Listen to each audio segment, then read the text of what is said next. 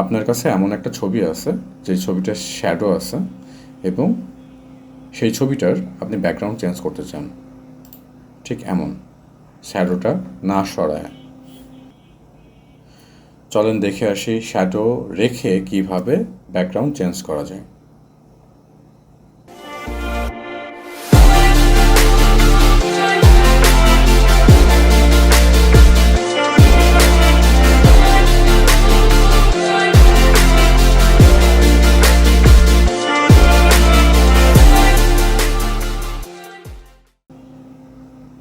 আমার কাছে এরকম একটা এডিট করা আছে, সো আমি এটা ডিলিট করে দিই প্রথমেই। সো আমাদের কাছে সেম এই ছবিটা আছে। এই ছবিটা এখন আমরা পেন টুল দিয়ে ক্লিপিং করে নিব।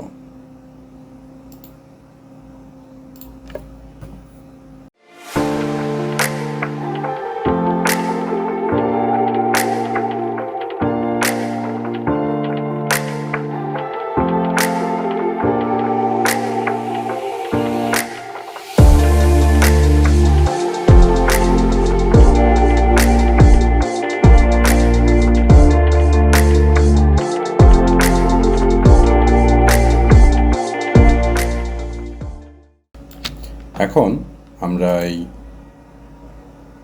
ডুপ্লিকেট লেয়ার নিয়ে নিব, এটার নাম দিব আমরা ক্যান।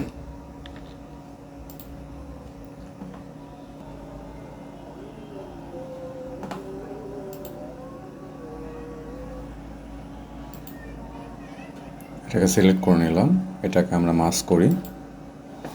সো আমরা ক্যানটা পেয়ে গেলাম। এরপরে আমরা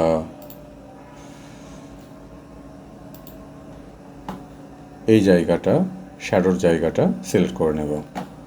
এটা পলিগনাল ল্যাসো টুল দিয়ে আমরা করে নিতে পারি। Rough selection.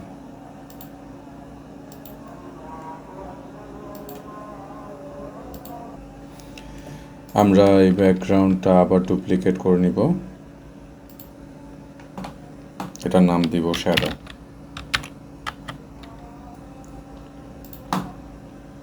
এবং এই ডুপ্লিকেট লেয়ারের উপরেই আমরা মাস্ক করব।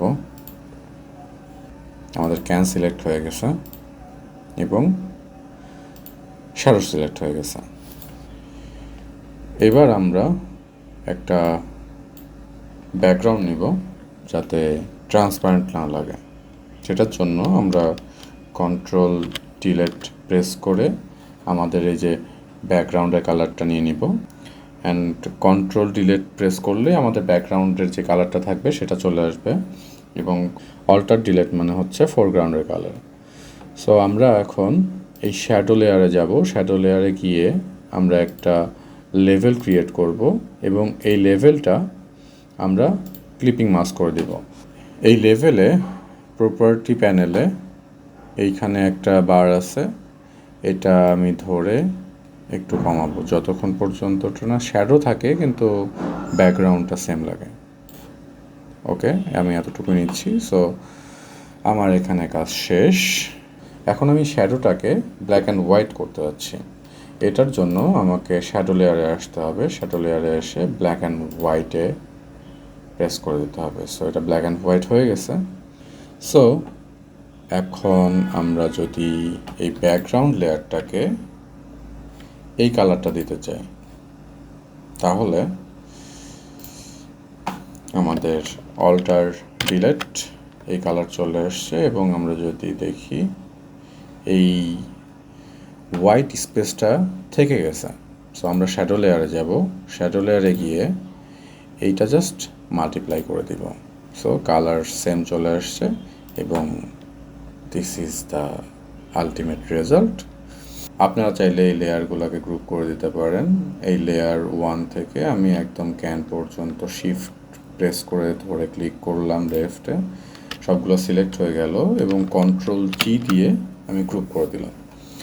সো এখন যদি আমি দেখি, এটা ছিল আমাদের আগের ছবি এবং এটা পরবর্তী ছবি, এবং সেখানে শ্যাডোর কোনো চেঞ্জ নাই, ক্যানের কোনো চেঞ্জ নাই, শুধু ব্যাকগ্রাউন্ডের চেঞ্জ হয়েছে।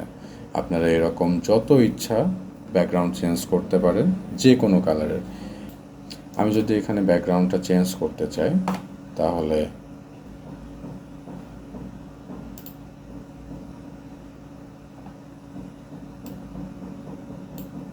আমি সিম্পলি ব্যাকগ্রাউন্ড যেটা দিতে চাই সেটা দিতে পারবো।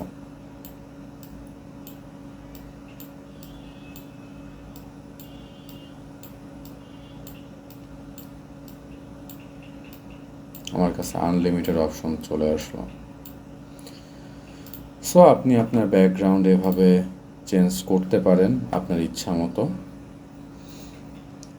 ভিডিওটা কেমন লাগলো জানাবেন, এবং আপনাদের যদি কোনো ধরনের কোনো কোশ্চেন থাকে অবশ্যই কমেন্ট বক্সে কমেন্ট করবেন, আমি আপনাদের সলিউশন দেওয়ার চেষ্টা করব। Be creative. Take care. আল্লাহ হাফেজ।